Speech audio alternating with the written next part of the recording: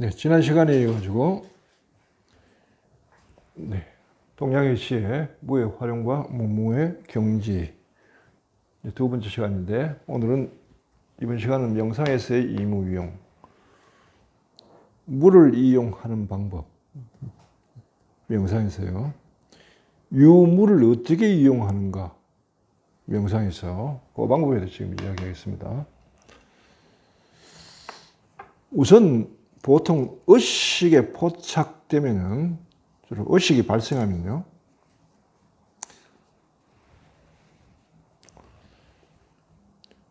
어떤 문제가 감지가 되죠. 의식에서 어떤 대상이 감지가 되면은,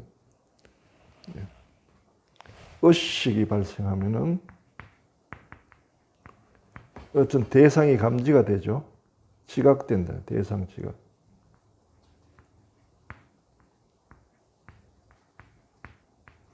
대상이 지각되면은 여기에 대해서 그다음 정신의 작용이 일어나죠. 정신의 작용이. 주로 이제 칸트에 의하면은 보통 감지될 때, 지각될 때도 시공간, 시간과 공간이라는 그 선언적인 어떤 범주, 틀에 의해서 포착돼요. 즉, 우리가 늘 이야기하는 거, 나는 지금 어디 있는가? 나는 지금 어디로 가고 있는가? 이게 선언적 지각이에요. 여기에 포착되는데요. 의식이 대상이 되는 것이 시공간 범주에 포착되면은, 그 다음에 정신의 활동이 있는데, 정신에도 범주가 있어요. 주로 이제 칸트 같은 경우에는 네 가지 양상으로 되는데, 처음에는 하나냐 둘이냐 할 때 양에 대한 겁니다. 대상이 하나인가 둘인가. 그 다음에 대상 둘이면 둘 간의 관계는 어떤가. 주변과의 관계 혹은 둘 사이의 관계는 어떤가. 예. 어떤 양상으로 있는가. 그냥 대상이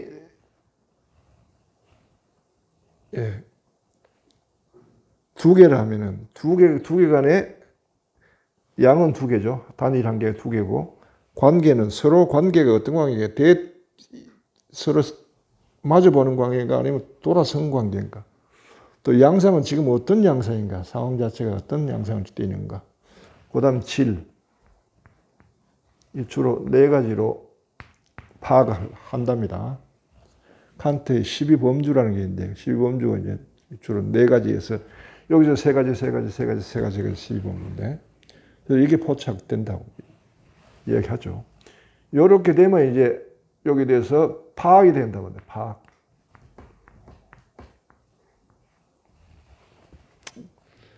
보통 의식이 되면 대상이 지각돼서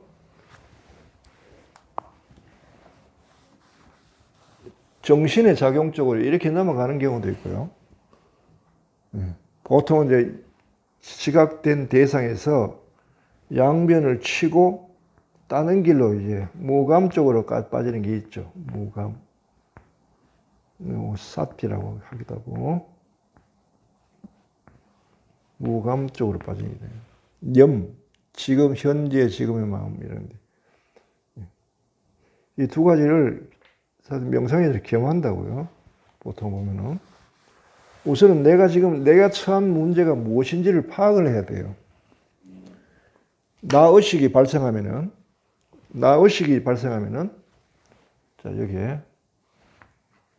이건 나의 문제잖아요. 지금 내가 어떤 상황에 처해 있는가, 나를 자각하는데, 나를 자각하긴 한데, 내가 어떤 처지에 처해 있는지,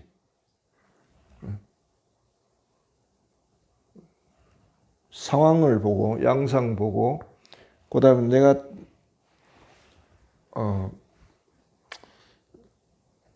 그 다음 문제가 어떤 건지, 내 안에 벌어지는 문제, 이런 것, 저런 것들이 어떤 성질의 것인지, 그 다음 문제가 하나인지 두 개인지, 마음속에서 일어나는 것, 현상들. 가령, 나를 의식할 때 나는 당황한다, 두려움이 있다, 뭔가 해야 하는 쫓김이 있다. 이게 강박이죠. 그러면서 내가 왜 여기 왔던가 하는 후회가 있다. 이런 것들을 이렇게 해서 좀 정리를 할 필요가 있다는 거죠. 주로 여기서 정리를 하는 것은 뭐냐 하면 이런 현상들에 대해서 우리가 보통은 이런 현상이 들어오면 내가 왜 여기 왔던가 이렇게 되잖아요. 그럼 여기 왔던 것 자체가 잘못된 거잖아요. 정당성이 없죠. 그래 되면은 명상하기 힘들어요. 그래서 일단은 여기 이거를 수긍을 해야 돼요. 아, 당황하고 두렵고 쫓기고 후회스러운 감정이 일어나는 것은 지금 내가 나를 의식하기 때문이기 때문에 이 감정이 일어나는 것은 당연하다. 이렇게 봐요. 당연하다라고 얘기해야 돼요. 그리고 정리를 좀 해보자. 어떤 것이 있는가, 마음속에 일어나는 것이 어떤 것이 있는가 하고 체크를 이렇게 해보는 거예요. 아, 네 가지, 가지수 네 가지. 그 다음에 어떤 양상? 아, 이런 양상 띄구나. 이런 걸 좀 파악을 해 놓는단 말이에요. 명상 들어가기 전에 하는 일이 이게. 자, 이게 파악이 됐죠. 파악이 되면 그 다음에 이제, 자, 이런 게 명상에 들어가요. 유의 세계, 요건 유의 세계고, 요거는 유의 세계이고, 명상은 무의 세계로 들어가는데, 무의 세계로 들어갈 때 이걸 가지고 들어가지 않아요. 요거는 정신이 이렇게 정리를 하고, 그 다음 마음이 정리가 되면 좀 안심이 돼요. 문제가 해결된 건 아니지만 마음이 안심이 된다고. 그럼 그 정도로 충분하다고. 내버려 두는 거예요. 이 문제가 있다고 해결 안 하고 들어간단 말이에요. 해결은 나중에 이어 들어갔다 나오면 될 거예요. 해결하고 들어간 게 아니고 요건 이렇게 내버려 둔 채로 무로 들어간다. 무로 들어가는 길이 이거와는 전혀 다르다고요. 무로 들어갈 때는 양변을 친다.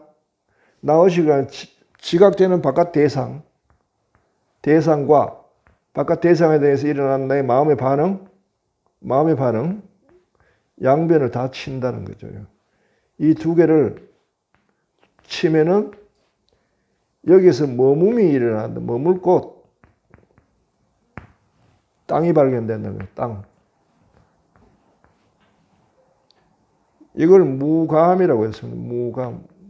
무에도 감이 있다는 거예요. 무감. 이걸 발견하는 거예요.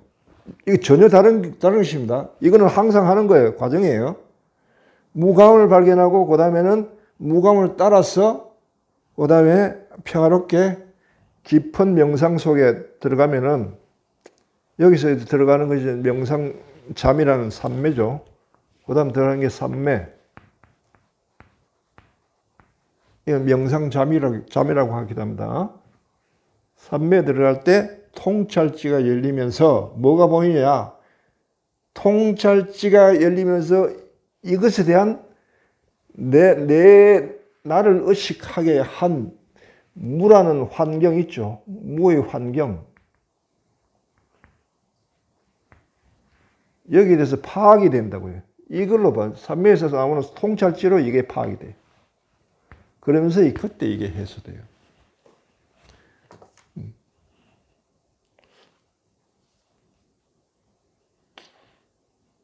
통찰지에서 감각 대상의 리얼리티. 내가 처한 이게 어떤 상황이며, 이게 이 처한 상황이 나에게 뭘 갖다 주는지에 대해서 간파가 된다고 이때. 그러면서 이 지금 상황은 어떤 지혜를 가리키고 있는가? 무엇에 관한 지혜인가 하는 지혜에 대한 발견이 있고요. 두 번째는 이 지혜의 발견은 어떤 새로운 비전인가? 예전과는 다른 겁니다. 여기서는 같은 게 늘 한 번도 중복되진 않아요. 어떤 새로운 비전인가? 내가 발견한 지혜가 어떤 새로운 발견인가? 비전을 가지고 있는가? 같은 문제를 다음에는 나로 하여금 나의식을 발생시키는 무의 환경에 들어가도 이게 발견되면 다음에는 여기에 들어가도 나의식은 발생하지 않게 되죠. 왜냐하면 이미 알아버렸기 때문에, 그게 무슨 뜻이고 뭐라고 하는 걸 알기 때문에 발견하고, 그 다음에 대처하는 행위가 나옵니다. 행위가.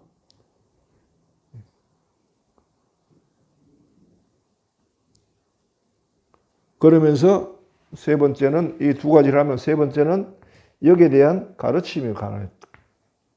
강의, 가르침 이런 게 가능하죠.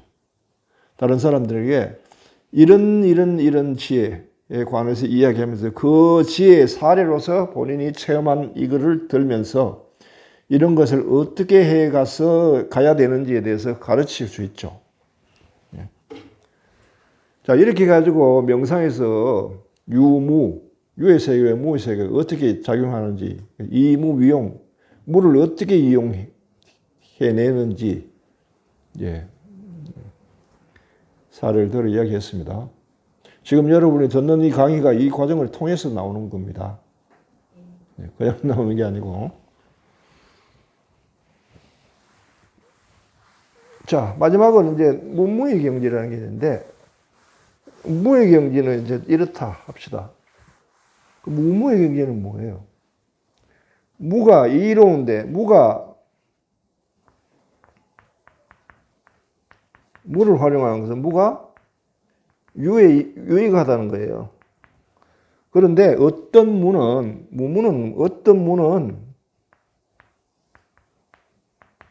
이 무와는 전혀 상관이 없는 무가 있어요.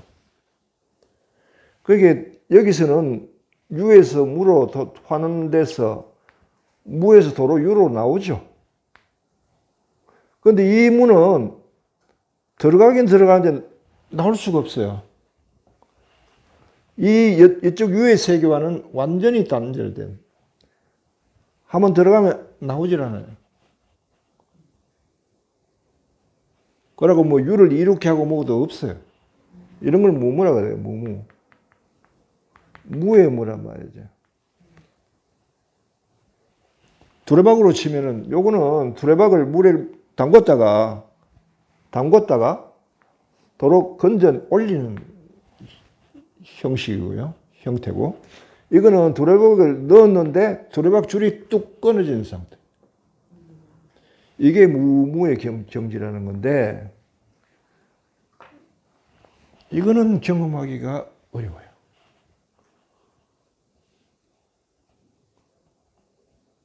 이 경지는 여기에 대해서 이제 장자에 대해서 이야기한 게 있는데 한번 봅시다. 여기 있죠? 여능유무이 이 미능무무야. 나는 무의 경지에 대해서는 이르러 봤는데 그러나 무무에 대해서는 미능 이러지도 못했다는 거예요. 장자 외편 22 지북유 9장 그 무무에 대해서 얘기가 나오는데 좀 읽어볼게요. 광요가 무유에게 물었다. 선생께서는 계시는 겁니까? 아니면 안 계시는 겁니까? 광요가 답을 듣지 못하자. 이게 무유가 아무 대답이 없는 거예요. 그래서 광유가 한참 기다렸다가 할 수 없이 무유 선생의 모습을 찬찬히 살펴봤어요. 살펴봤더니 그 모습이 아득하고 그다음 텅 빈 듯이 그리고 있는 거예요. 종일토록 그렇게 앉아 있는 거예요.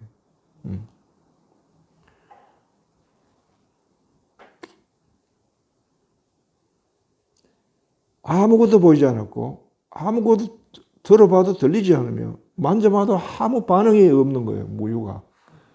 그러니까 광녀가 마치 치고 무릎을 치면서 지극하군요. 그 누가 이 경지에 도달할 수 있겠습니까? 라고 이야기하니까 여기에 대해서 이제 마침내 무유가 말한 게 이거예요. 나는 무의 경지까지는 도달했는데 무조차 없는 경지에 미치지 못했다.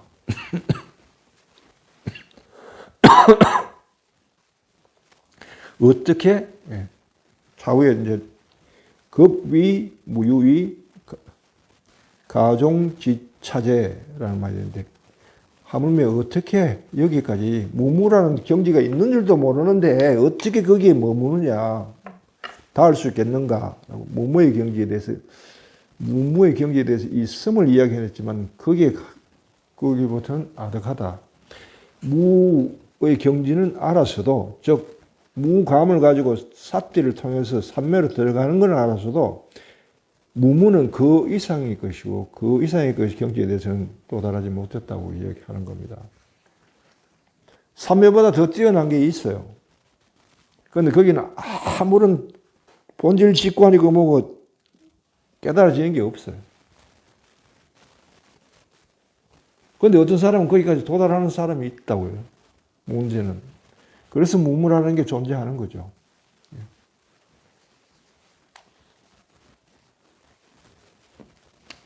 무무의 경지는 어떤 사람이 존재하느냐? 오직 하나, 무무는 식으로는 인식 행위로는 갈 수 없고요. 오직 하나, 사랑을 통해서만 갈 수 있어요. 사랑.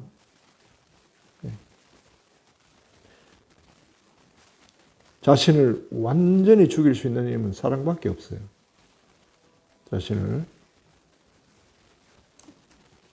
자기를 죽인다는 거. 여기에 대해서 이제 이게 장자의 또 다른 편에 보면 오상하란 말이 있어요. 내가 나를 장례 치렀다 이 말인데, 오상하, 나 오자. 이것도 하나 더 이야기해 드리죠. 오,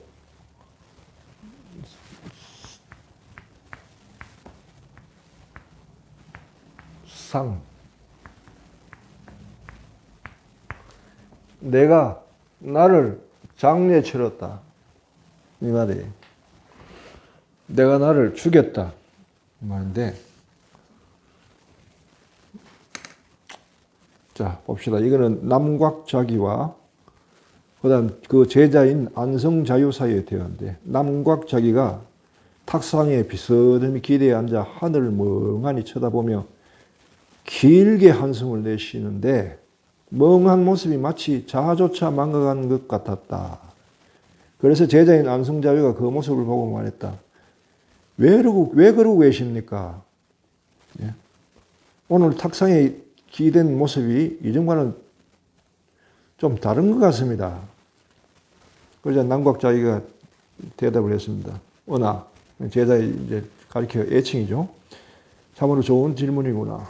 나는 오늘 나조차도 버렸다는 것을 너는 알아챌 수 있었느냐? 여기서 나는 나조차도 버렸다. 오상하 통합니다. 너는 사람이 내는 피리 소리는 들어본 적이 있을 것이다. 그러나 땅의 피리 소리는 들어본 적이 있느냐? 또 땅의 피리 소리를 들어본 적이 있다 하더라도 하늘의 피리 소리는 들어본 적이 있느냐? 사람이 내는 피리 소리는 유의 세계고요. 유의 세계에서의 알미고, 땅의 피리 소리는 무의 세계에서의 알면 알미인데 유무의 상대적인 암, 즉 통찰지로서 아는 암, 삼매를 통해서 아는 암. 하늘의 피리 소리는 바로 이 무무, 하늘의 피리 소리를 들어본지 못했을 것이다.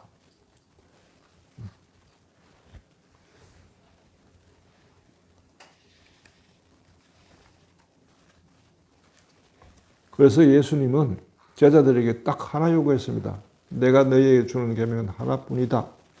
서로 사랑하라. 어떻게? 내가 너희를 사랑한 것처럼 사랑하라. 이것이 내가 너희에게 주는 계명이다. 내 말을 지키는 사람은 나와 함께 있을 것이다. 라고 이야기하셨는데, 그 이전에 어떤 뭐 10계명에 대해서 이야기하지 않고 사랑하라고만 얘기했습니다. 사랑하라.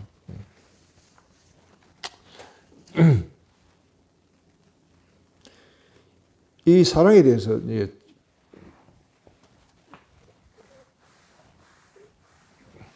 핵심이 성경의 핵심이죠. 인간의 본질과 사랑이 어떤 연관이 있는지 여기에 대해서도 우리가 얘기를 할 수 있는데요. 하나, 예수님이 성경에 보면은 복음에 보면 예수님이 부자 청년이 찾아왔을 때 이런 얘기죠. 부자 청년이 영원한 생명을 어떻게 얻을 수 있습니까? 하니까 예수님이 인도한 대답이 네가 가진 것을 다 팔고 그러고 나서 나를 따라와라. 이거 뭐예요?